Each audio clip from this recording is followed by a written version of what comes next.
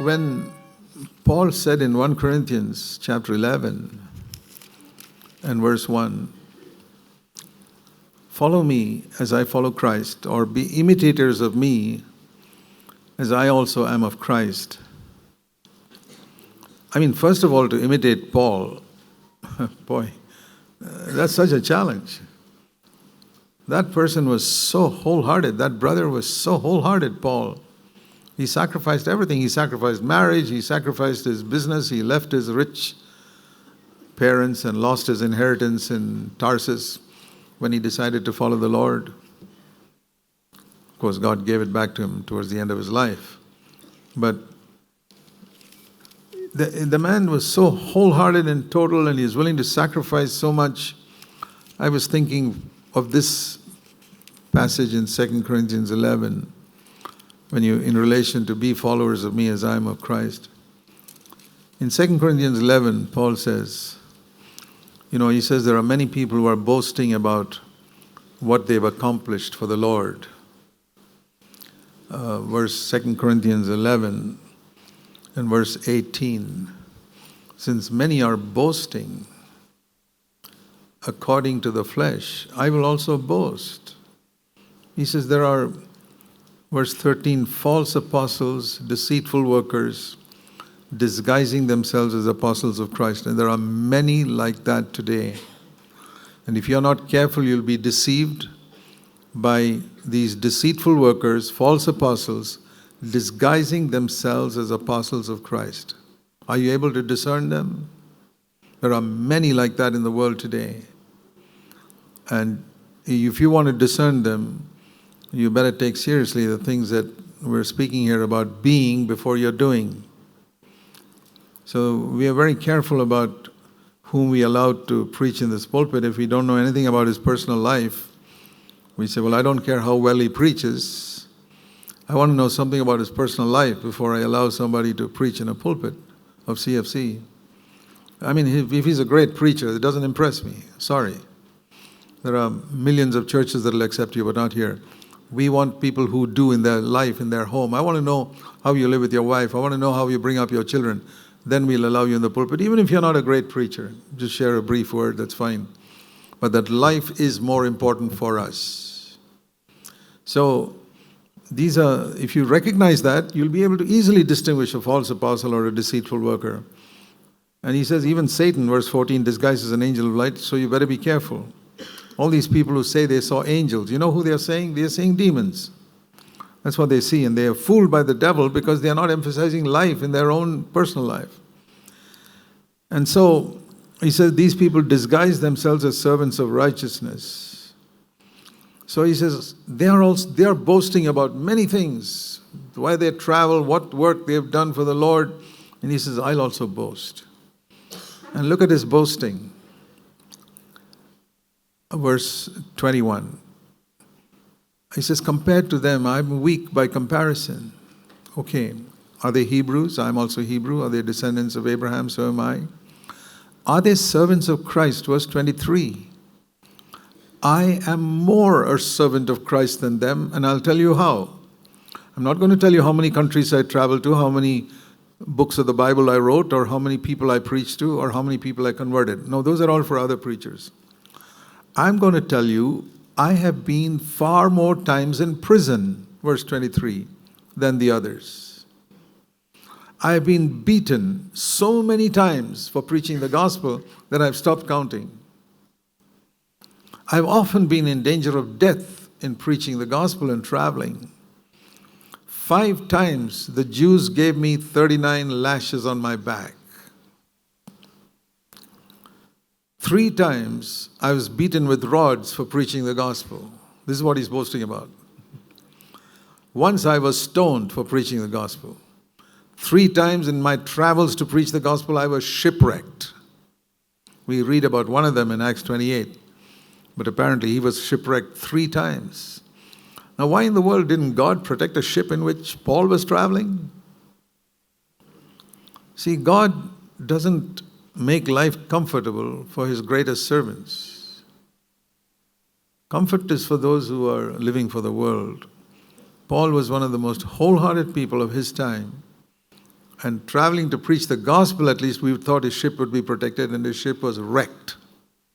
Not once, but 3 times. It says here in the next part of that verse 25, 24 hours I spent swimming in the water, trying to save my life, maybe hanging on to a piece of wood or something. He was in the deep. I say, Lord, what is this? Is this man serving you or not? Yes, he's serving me. And I will show you how much he was willing to suffer to preach the gospel, and how much he would trust me even when his ship is wrecked and even when he's 24 hours in the open sea. What a testimony. And then he says, I have been in frequent journeys. He hardly got any rest. And he would travel in rivers that would overflow. And verse 26, he was in danger from robbers that would try and loot him. And because he was traveling through dangerous roads, infested with robbers, he was in dangers from his Jewish people who hated his preaching Christ. And he was in danger from the Gentiles who felt he's preaching another God compared to the idols we worship. So he was in danger from both Jews and Gentiles. He was in danger when he was in the city. He was in danger when he was in the wilderness, different types of dangers. He was in danger when he was in the sea. And then he was a danger among people who pretended to be believers, false brethren. We've experienced false brethren in CFC. Yes. Who came here hoping to become somebody important or an elder or something, somebody great, and then got offended with the truth. False brothers, their whole motive from the beginning was wrong, to gain something for themselves, the total opposite of the Spirit of Christ. These are the false brothers. I hope none has left here. You know, sometimes we are fooled by them, like I've often said, these check posts where I'm fooled by somebody, I lift the check post and say, okay, come in. But God's got another check post further up. And he says, this fellow's a crook, send him back. And he comes past my check post and out of the church. So I thank God there's another check post further up, manned by God, who cannot be deceived. And we've seen that again and again happen in CFC Bangalore. We've seen it happen in different CFC churches in Tamil Nadu, Kerala, different places. False brethren. And there's a danger we face there. And for some reason, God does not expose them immediately. And Paul says he calls it a danger that the church can face through false brethren. And Paul faced it. He said, this is what he's boasting about. I mean, he could have boasted, well, I discerned these false brethren as soon as they came in. Oh, that would have been great, right? No, he says, no, I didn't. I got fooled. Paul lifted up the check post and let them go, but God sent them back. He's doing that even today. And then he says, I've been in labor and hardship. I've spent many sleepless nights preaching the gospel.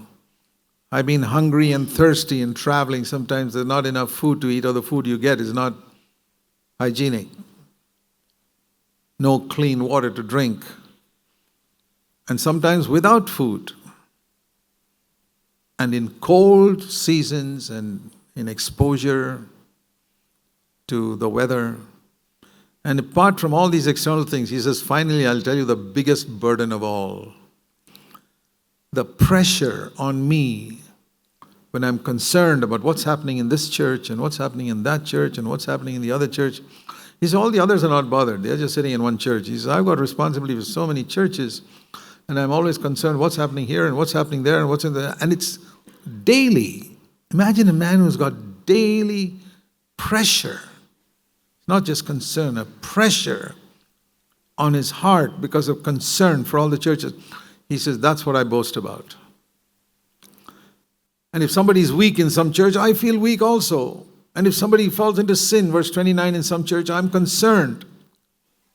Now listen to this man saying to us, what did we read? Follow me. Can you follow him? I read this and I say, Lord, where in the world can I follow you? Follow Paul. And he's following Christ. It can so discourage us But here's the encouragement. He's not saying, be like me or have my ministry. No, that would discourage us. Or suffer like I did. I've never suffered like that. But what does it mean? It's like a man who is walking or running a huge race, not a marathon race of 26 miles, but thousands of miles. From being born again to becoming like Christ completely is a huge race of thousands of miles, the greatest marathon of all. And because it's on sand, you can see the footsteps, or if it's on snow, you can see the footsteps. So even if Paul is 1,000 miles ahead of me, I see his footsteps here. That's the best part of it. Okay, I'm not anywhere near him. He is miles and miles ahead of me. But I see his little footsteps here. And I can walk in them. Even though I may be 1,000 miles behind him. And Paul may be 100,000 miles behind Christ. But he sees Christ's footsteps and he walks. So it's not that we are so close to Paul, or Paul was so close to Christ. No. But can you see his footsteps? Which means the way Paul lived, or the way Christ lived. Even if we don't suffer as much as him, or accomplish as much as him, it's easy to see his footsteps and walk as he walked. Please, my brothers and sisters, accept this challenge today, that I want to follow in Paul's footsteps as he followed Christ.